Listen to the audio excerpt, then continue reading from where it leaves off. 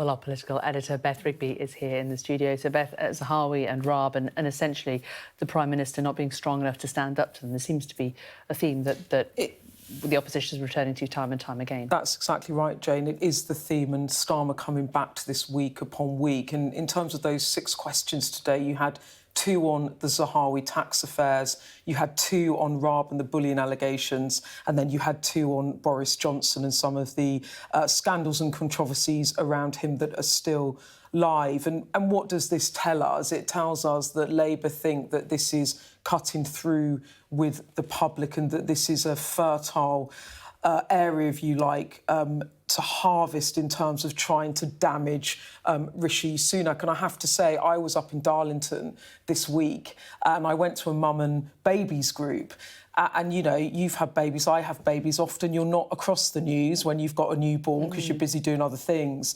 And all of the mums that I spoke to knew about the Zahawi affair and had a strong view of it. And, you know, just in terms of... It has cut through. And often Westminster scandals don't. But I think, you know, talking to those mums, it certainly had. And so I think there's difficulties for Rishi Sunak because it's having cut through and it's undermining his integrity point about his government. The second thing I would say about it, if you drill down into it, now, George Osborne, the former Chancellor, was saying at the weekend that he thought the Prime Minister was being dragged down by past scandals under the Boris Johnson regime. But when you look at the issues around Dominic Raab, his Deputy Prime Minister, a key ally for him in the leadership race that was severely punished by Liz Truss when she became Prime Minister, you know, Dominic Raab consigned to the backbenches and, you know, sent out to pasture. Now, Raab... He was on Zahawi, he was on Rishi Sunak's team, exactly, and Raab has now been brought back. And the questions around these 8 separate complaints of bullying, these bullying allegations, which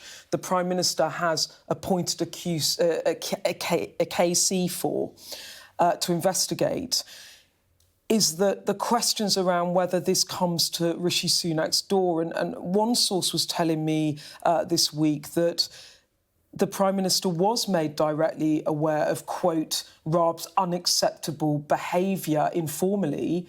So, yes, Number 10 is saying, oh, he wasn't aware of formal complaints when he appointed him.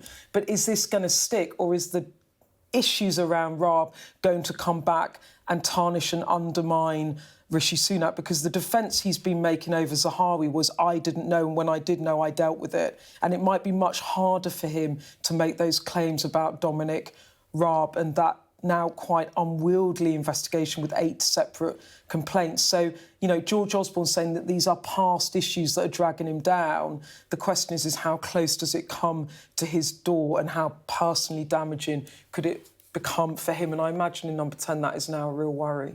OK, Beth, thanks very much.